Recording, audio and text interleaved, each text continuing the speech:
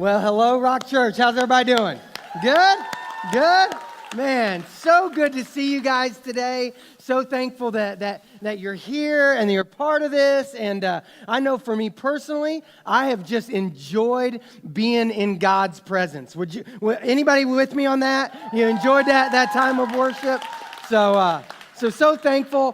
Thankful for all of you guys here in Conway. But I'm really excited about service because during this service, I actually get to talk to every one of our campuses. So that means during this service, we actually have our coastal campus, our Vegas campus, our Aner campus, our C3 campus, our J. Reuben campus, and our online campus. It's hard to say all of those, but welcome everybody from our campuses. Yeah?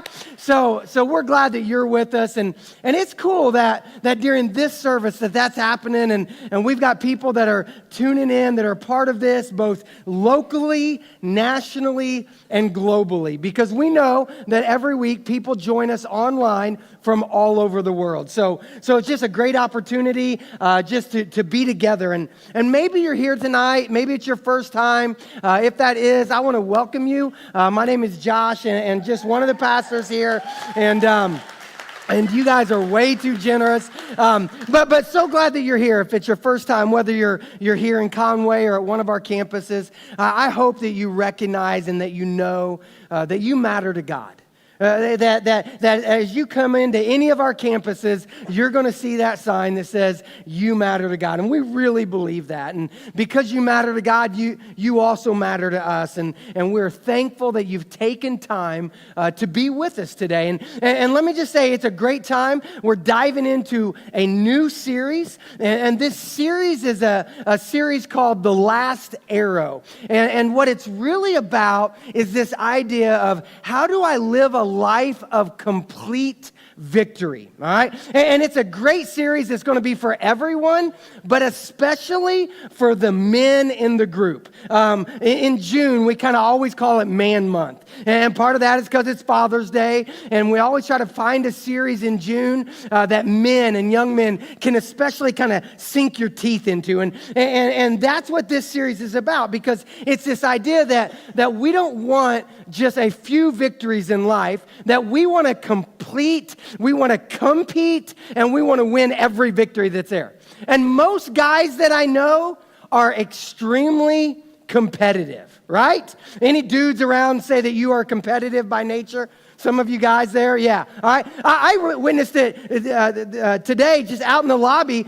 We have this little Nerf bow and arrow that you can win a prize if you try it. And every time a dude tried it, he would shoot the first arrow and not do very good. He goes, give me another one, right? Because the competitive nature is like, I got to try this again, all right? In a couple weeks, I'll let you guys know, in Conway, you're going to get a chance to try to shoot one of our pastors, Clay, in the chest, all right? So keep practicing every week in the lobby, because I want to see Clay get hit hard. But anyway, it's the competitive nature of us. This week we were having a Memorial Day party for our staff, and there was just some guys and gals out there playing volleyball, and it was hilarious because I was watching from a distance, and I just saw the dudes getting angry. Like, they're so competitive. Like, they're getting mad. They're talking trash. It's like, I got to win. And it's not just dudes, because there was a couple ladies in that group that they were about to blow a cork as well, all right? Because there's something about us that we're competitive. And in this series, we're going to see that, and we're going to take that competitive nature and say, how do I use it in life? Because I don't want just a few victories. I want a complete victory in life. I want victories that as I look over my life, I can see everywhere the Lord has brought a victory in my path. All right, and we're going to do that by looking at a book all month from the Old Testament. It's a book called 2 Kings, and we're going to primarily look at a guy named Elisha, and we're going to kind of just do a study of his life, and we're going to do a study of the miracles that he performed, and we're going to see how they play into our lives. So let me encourage you to join in with us on the Rock reading plan. You can get to it through the Rock app. You can there's a button there that says daily. daily. All you got to do is hit it. And all month, starting, if I remember right, tomorrow, that it'll start, and you'll be in 2 Kings, and we'll be able to learn together as we learn from the life of Elisha. And one thing that we're going to see in his life is how he lived with complete victory in the Lord, and how he lived with everything on the table. All right? And that's why we're going to call it the last arrow. Because I want you to kind of think about it, that if you have a quiver, that when it comes to life, when I come to the end of my life, I want to have an empty quiver. That I don't want to save any arrows for the end, that I want to live my life to the full and have victory after victory. And you're going to see how this plays out in a story that we're going to look at tonight. That there's this story about a guy in the Bible, and his name was King Jehoash. And King Jehoash went to Elisha because he had a problem that he was going about. And let me just turn and look at it, and we'll kind of read the scripture. It says this, that when Elisha was in his last illness, meaning he was on his deathbed, right? When he was in his last illness, King Jehoash of Israel visited him and wept over him. And he said, my father, I see the chariots and the charioteers of Israel. All right? So what he's saying here is he's looking, this King Jehoash, he's looking at Elisha, and he sees in him the power of God. That he's basically saying, I see in you the chariots and the guys riding on the chariots of Israel. He's saying that all of the power of Israel I'm seeing in you. Now, what he's saying by that is he's saying all of the power of God I've seen living in your life. That he's looking at him and he's saying, you're the one. You are where we find our strength, because in you, we have been able to be connected with God. And through you and God working through you, we've seen great victories. And he's recognizing that this guy's on his deathbed. He's like, what are we going to do next, because you're about to pass on? All right? Let's just think about that in the sports world, right? Like for some of you who are into sports, like you might have your favorite athlete on your team, and when they're getting ready to retire, you're like, what are we going to do now? Right? Like me being a huge Colts fan, right? When Peyton Manning was getting ready to retire, or he had his neck injury, I'm sitting there going, what are we going to do now? We're in trouble. If you are a Chicago Bulls fan back in the 80s and 90s, when Michael was coming to the end of his career, you're like, what are we going to do next, right? Like you see that superstar, and you're like, all of our life, all of our hope has been in you. And that's what the king of Israel is saying at this point. He's saying, all of the hope of Israel has been in you, because we've seen the power of God working through you, and you're on your deathbed, and that makes me nervous. That's where he's at in the story. Let me continue on. He says this, when Elisha told him, get a bow and some arrows. And the king did as he was told. Elisha told him, put your hand on the bow, and then Elisha laid his own hand on the king's hand. That Elisha knew that the king of Israel was up against an army of Armenians, and he knew that a battle was in front of him. So what Elisha's doing while he's on his deathbed, he basically says, listen, I know why you're here. I know you're worried, because I'm not going with you into battle. I know that you're scared because you think that because I'm going to die, that God's not going to be with you. So I want to help you right now. And he says, grab your bow. So the king grabs his bow. And then Elisha puts his hand on the bow. Elisha puts his hands on the king's hands. And when he's doing that, what he's signifying is, I am going with you, that I am taking care of you, that my power that comes from God, I'm giving to you, I'm blessing you as the prophet is blessing the king. All right? So at this point, the king should be pretty happy. But then Elisha continues on in the story. He says this, then he commanded, open up the eastern window, and then he opened it. Then he said, shoot. So he shot an arrow. He shot an arrow. Elisha proclaimed, this is the Lord's arrow, an arrow of victory over Aram. So he's saying, shoot an arrow. He told him, shoot an arrow, singular. Shoot an arrow through the window. And when the king shot an arrow through the window, Elisha proclaimed, that is the arrow of victory over Aram. All right? So he's proclaiming that. So you think, okay, this is good. If you can imagine in the story, this is great. The king's like, oh, so you're proclaiming that we're going to beat Aram. And Elisha tells him you're going to beat Aram at a specific city, is what he said then. And then he gave him further instruction. And this is what he said next. Then he said, now pick up the other arrows and strike them against the ground. So the king picked them up and struck the ground 3 times. Well, let me stop right there, all right? So then what Elisha says, he tells the king, pick up the other arrows. Pick up the other arrows from your quiver and strike the ground. Now, I'll be honest, forever, when I read this story, forever, the 20 years of my life, Christian life, when I'd read this story, I thought, strike the ground, that makes no sense. Right? Like, is that what you picture? Like, if you think strike the ground? I always thought, why would he pick up the arrows and just strike the ground? It made no sense to me. But in preparation for this message, I really started studying this word strike. And if you go back to the Hebrew, our English translation of it doesn't do it justice. Because what the Hebrew is saying here is not strike like we think, like hit the arrows on the ground. The word strike there means to release. It means to shoot.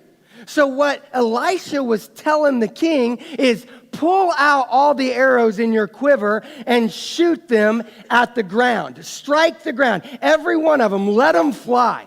All right? He didn't say shoot an arrow. He said shoot your arrows at the ground.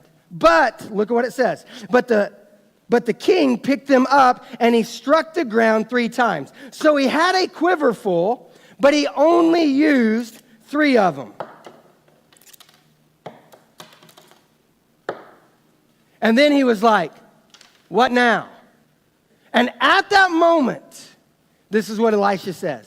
This is what it says. But the man of God was angry with him. He said, you should have struck the ground. You should have shot 5 or 6 times. Like, why did you stop at 3? You had a whole quiver. What do you only want 3 victories? And he continues on. He says this, then you would have beaten Aram until it was entirely destroyed. Now you will be victorious only 3 times. That Elisha is telling the king, man, do you only want a few victories in life? Or do you want a life of complete victory? Do you want God to do something amazing in your life? Why would Elisha be so mad about this? And here's why. Elisha would be upset because this activity, this thing that King Jehoash did, flies in the face of Elisha's story. See, I need to tell you Elisha's story. That Elisha's story goes back several years. That there was another prophet named Elijah. And I know this can get real confusing. There was Elijah with a J, and then there's Elisha with an SH. And Elijah one day went to Elisha and said, I want you to follow me. That I'm the prophet, and I want you to follow me. I want you to enter into my service, and I want you to do the things that I'm doing. Now, Elisha, when he heard this from Elijah, like he's looking at Elijah going, dude, you're the prophet. Like Elijah was like the prophet for those of us in this area of the country, all right? Really all around the world, everybody knows of Billy Graham, but especially in this area, in the South Carolina, the Carolina area, we all know Billy Graham. Like Billy Graham was the evangelist, right? Well, Elijah was the prophet. He was the man in Israel. So he goes to Elisha and he says, follow me. And Elisha's like, okay, but first let me go home. Now, when you hear that, you might think, well, that doesn't sound right. Why would Elisha go home? He should just stop and immediately follow Elijah. Like if you know the New Testament, one time Jesus looked at a guy and said, follow me. And the guy said, well, can I first go home and spend some time with my family? And Jesus said, you're not worthy to follow me. And the reason why is because the guy was basically saying, well, I don't want to follow you yet, Jesus. I want to go home. I want to take care of my family. I want to chill with them for a while. And then when the time is right, then I'll come follow you. That's not what Elisha was saying about going home. Elisha was saying, let me go home for a second. And here's what he did. He went home and he went to his family. He said, I'm leaving. I've been called into ministry. I'm out of here. And to make sure that I don't return, to make sure that I don't go back on my promise, he went out and he took his plow and he cut it all up and put it as a bonfire. He grabbed the oxen that he used to farm the land and he slaughtered them and he offered them as a sacrifice. On the spot, Elisha said, I've been called to follow God. I've been called to follow the prophet Elijah. I'm not going back. I'm all in. And then from there, he started following Elijah for the rest of Elijah's life, till finally, one point at the end of Elijah's life, Elijah looked at Elisha and said, dude, it's time for me to die. I'm going to go over here. I need you to stay here because I need to go over here and die. And Elisha said, absolutely not. Wherever you go, I'm going because I committed to follow you. And there were some other prophets around and said, dude, he's trying to go and die. You need to leave him alone. He goes, I know what's going on, and I'm not leaving his side. So he went with Elijah. And a little bit later that day, a little bit further down the road, Elijah said, okay, thanks for following me, but I'm now getting ready to go die. You go ahead and stay here. You've fulfilled your commitment. And he says, absolutely not. I'm following you to the end. So Elijah's like, well, okay. So they go on a little bit further. And then finally, a third time, Elijah looks at Elisha and says, seriously, dude, I'm going to go die.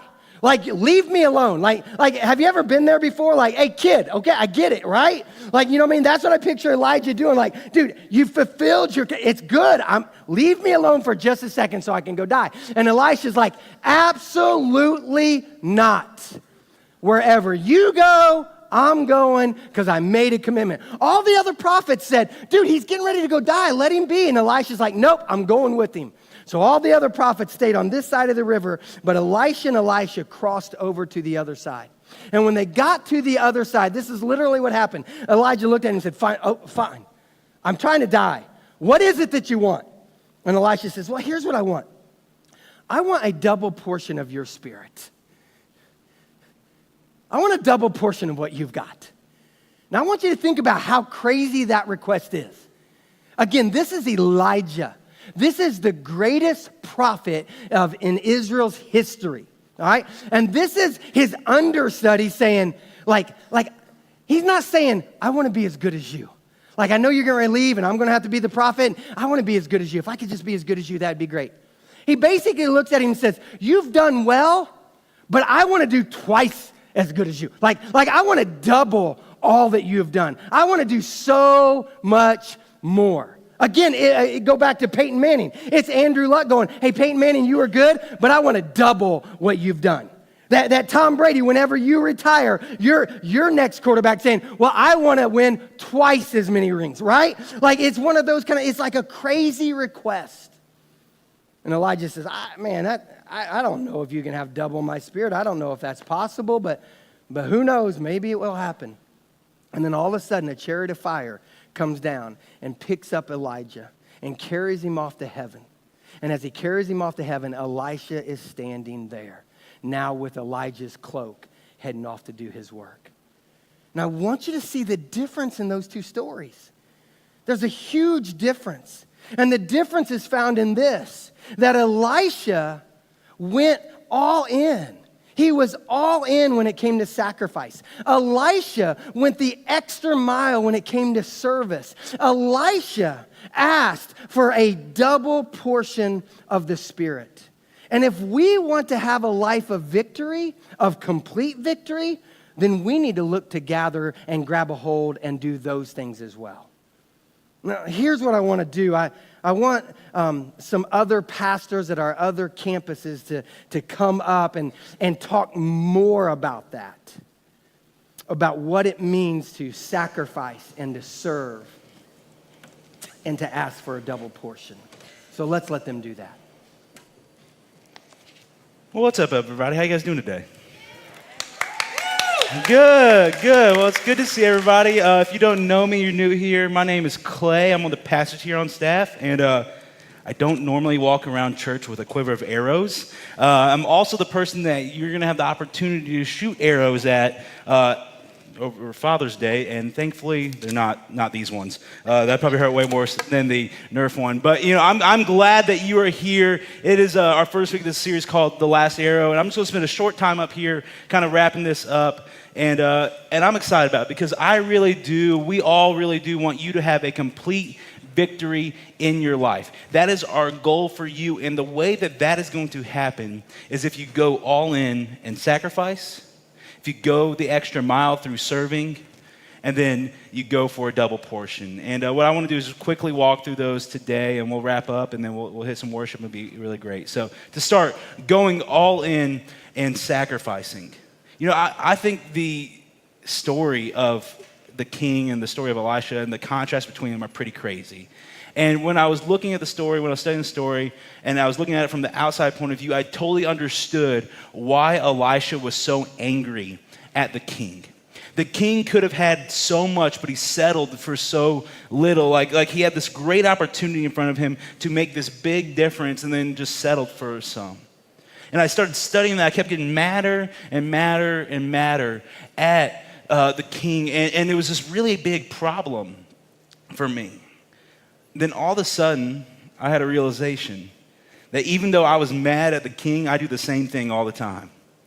Where God calls me to do something and I start doing it and I'm like, okay, God, I'm good now. And I think that's something that a lot of us do if I had to guess. And the problem with that is there's a big difference between going all in and not going all in. Take it from the sports side. The person that's going all in sports, probably going to be victorious. The person that goes all in on their diet is probably going to have some great results. If you're not all in on your diet, about 9 o'clock, you see that donut, and it's going down around 10 o'clock, right? Because you're like, oh, I'm good. And then you walk by it a little bit more, and you're like, man, them sprinkles, they're preaching to me right now, right? And then you eat, and you're like, all right, diet starts on Monday. We'll do that again next week. And, so there's a big difference in going all in there and not going all in. Same with marriage. If you don't go all in with marriage, there's going to be problems. And the same thing applies to our relationship with Christ.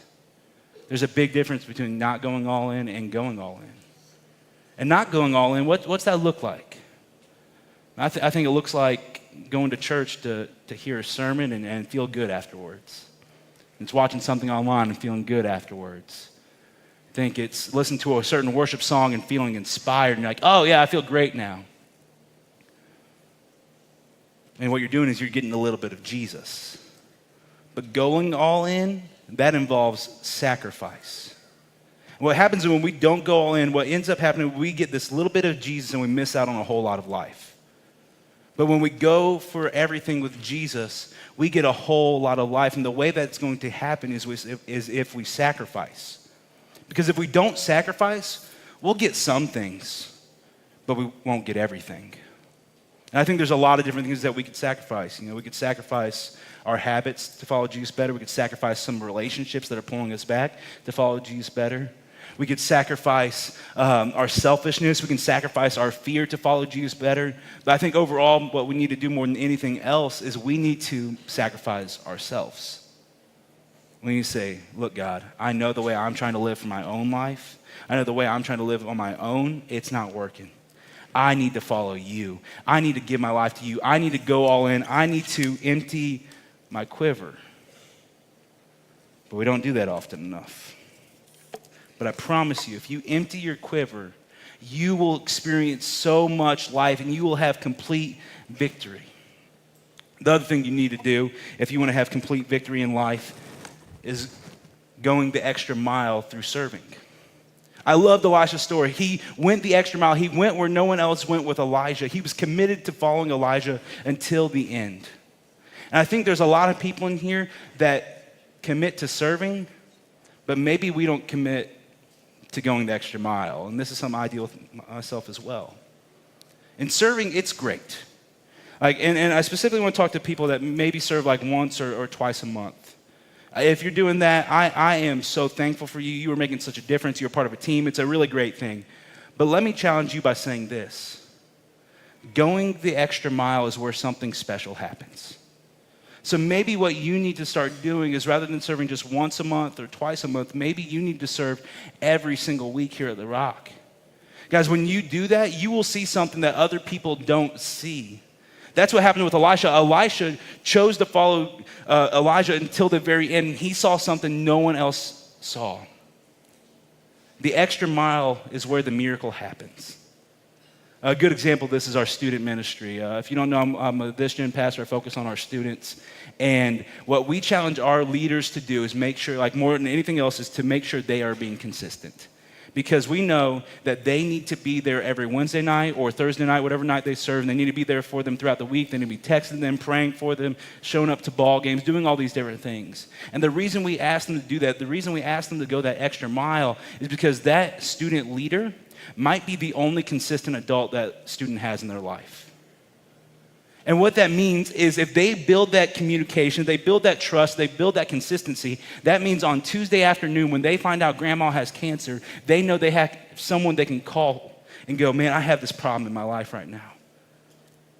And that leader can pour into their lives and communicate love and Jesus and hope into their lives. The extra mile is where the extraordinary happens. Now, I think that doesn't just apply to student ministry. I think that applies everywhere. You know, maybe you're someone who greets or holds a door or is a host. Maybe you're the only person someone gets that gets a smile. Like you're the one that when someone walks in, they haven't been smiled at all week. You are the one providing that smile every single week for them. Maybe you're someone holding a baby in Kids Rock, and you are the one support system that parent has. And if they see you week after week after week, they will know that you are going the extra mile for them, which means something special could happen in the long run. And it's going to take sacrifice, it's going to take effort, it's going to take time, but it's worth it because there's something better coming in the future. I think back to our student ministry again. This past week, we had some leaders go and bowl with our students on Friday night. And it cost them a little money. It cost them a little time. They had to watch some terrible bowling. If I'm being completely honest, I saw the Instagram stories. But what they were doing is they were setting up an opportunity to have a conversation with later because they were showing that they cared about their students. What would happen if you started to go the extra mile where you serve? Who could you impact because of that? That's going to lead to complete victory in life. Another thing we need to do to have complete victory in life is go for a double portion. And I think this is the key between a good life and a great life. The king, he settled, but Elisha asked for a double portion. He looked at his mentor and says, I want to double what you've done. I want to be double as good as you are. I want to be better than you. And what's crazy, if you look in the Bible, there are 7 recorded miracles from Elijah, and there's 14 recorded miracles of Elisha. So that he literally doubled in Scripture. Like, it was an amazing thing, and it all happened because he asked for double. When's the last time you asked for double portion? So I like to think of it this way. I'm looking at a lot of talented people in here. I'm talking to a lot of great, extraordinary people online and at C3. You have gifts, you have abilities, you have all the potential in the world. And what would happen if you asked the Holy Spirit to move in your life so that you could go and do something for the kingdom? Because I think the problem is that a lot of us come across is we settle so much. And this is myself included. Where we only take some of God, only take some of Jesus, only take some of the Spirit, which means we only make some of the impact. And what we need to do is ask for double. I want you to take a moment and think about yourself. What would happen if you ask God for double the impact? How would your life change? How would your family's life change if you asked God to double the impact you are making right now? And think about it from a bigger sense. What would happen to our communities? What would happen to our schools? What would happen to our families, our neighborhoods, if we all asked for for a double portion of the Spirit. Everything would change. It would be an incredible thing to see. And it's easy to think of this as some impossible thing that can't happen, but that's not true. It's possible. We just have to ask the Holy Spirit to get involved. We have to ask for that double portion.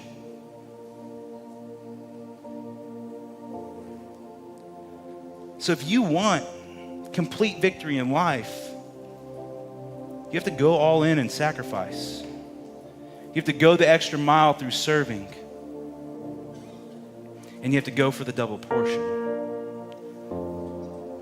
And as we finish today, I want to ask you this question. It was a kind of a question that came out of Elisha and the king's life. But how many victories do you want? Do you want some victories? Or do you want all the victories?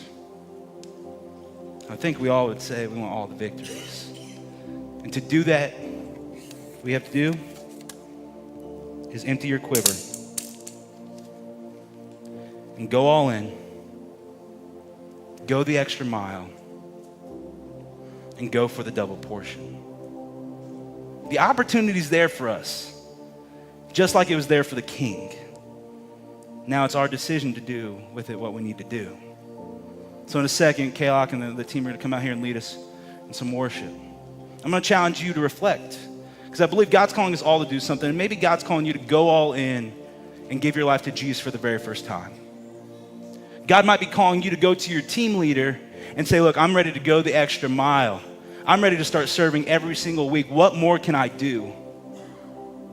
Or God might be asking you and calling you to ask him for a double portion today. So if you guys would do me a favor, stand up. We're going to have a time of response. I'd love for you to reflect on that. We have communion up here at the front. We have a prayer corner. If you want to talk about responding to God's free gift of grace, we'd love to talk to you at the Connect corner. We have baptism available as well. The opportunity for complete victory is here. We just have to decide to go get it. Let me pray for us. Jesus, I'm so thankful for you and what you're doing. Lord, thank you for Elisha and the example that he set. And Lord, I pray that we could follow him, follow his example, and do what you have called us to do. Lord, help us go all in. Help us go the extra mile. And help us go for a double portion today.